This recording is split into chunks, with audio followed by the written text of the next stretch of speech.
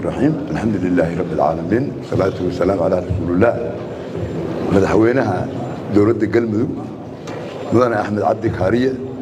لبض القلاء وشيخة يحلبعنها يأقاسم ياشا سلادينتا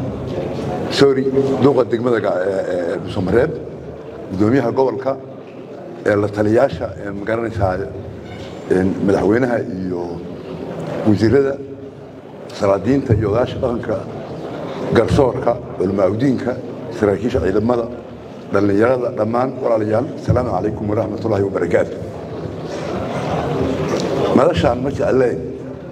in la igu yeero aan ku hadlo beesha saacad waxaan jeclaa inaan oday galmudug la igu yeero arrintaas marka annaka ma dardaarmin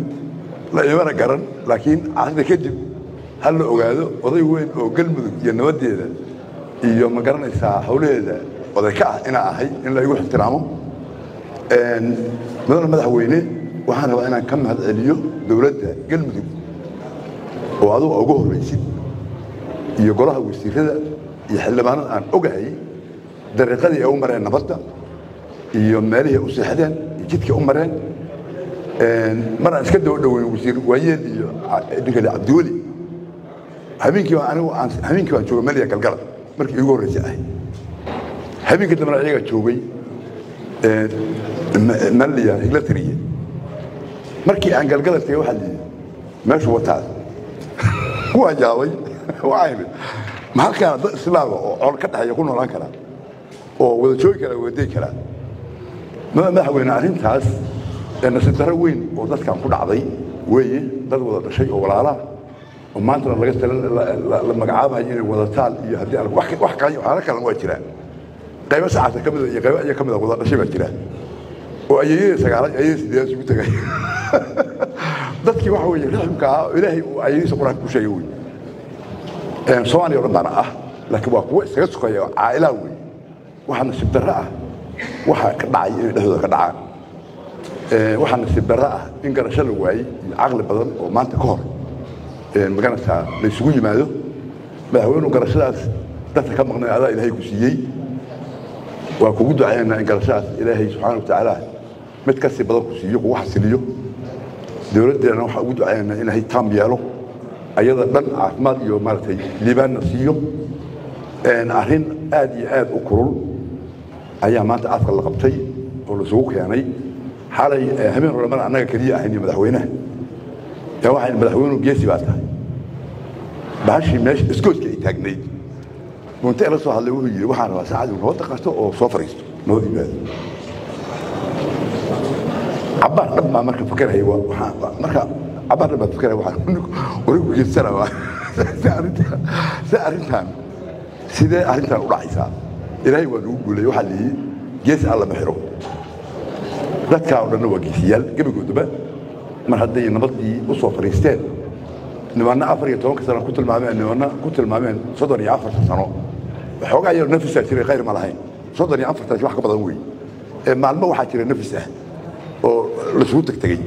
maartay gansoor iyo meesha liyaado nabad iyo la soo tagay wax sidii dalkii Soomaaliya u burburay wax khayr ma lahayn nabad wada degtay iyo nabad lagu noolaa ma jirin marka waxa weeye nasiib darro dadka ku dhacday maanta marka halkan waxaan rabaa inaan labadan beelood geelleena waa ahaan jiray geel heeskiisana waa iga lumay nin baa u soo geel socday mar hadda halkaa keenay waa iga eedlaada camal halkaa haddii maanta labada beelood isugu timid oo madaxweynihii dowladda galmudug isugu keentay madaxweynuhu wuxuu ballan qaaday inuu garab taagnaanayo laakiin ogaada mas-uuliyadda koowaad beelahaasa qaadanayo maanta laga bilaabo caqligooda iyo garashadooda iyo waxqabadkooda iyo naftooda inay ka fikiraan baa loo baahan yahay arrintaas ilaahay ha ahaysiiyo madaxweyne wax badan baan kaaga mahadnaqaynaa sida loo sheegay guddiyaa la saaray ayagaa wada hadli doona ayagaa maarata wax soo saari doona laakiin guddigaa wada hadlahayo wada fadhiisanahayo keliya kama rabno waxaan ka rabnaa nolol dadka inay u abuuraan baan ka rabnaa inay inta nimbana ku soo boodo ma garanaysaa meesha kala tag iyo waxyaalo kale ka yidaan ma rabno anigu waxaa hoggaan ka ahaa 62 xibnood ومركي قول كمدوق لجوي حوي دارو لو كلا قاداي إري دارو عنده waxa la yiraahdo loo kala qaaday ayadaan gudoomiye ka noqon dagaalku inta waa ka badnaa waa ka maal badnaa waa ka xoog badnaa waa ka baaxad weynaa ilaahay inuu dul dhax dhigay arintan la ka taan soo laabatay intii kale ummadda badda iyo gaarha inta ka dhaxla nabad baa la qaatay qolo hadda meeshii laga cayshay qolo meeshii laga riixan laba nin meeshii joogaan idan waxaan soo dhaweynaynaa sidii Khaliif Cabdillah uu sheegay nin waliba meeshuu lahaa inuu dego gurigiisa inuu yimaado ku noolaado haddii ala fadhiisto iibsado rag waaweyn waxaan ku talin lahaa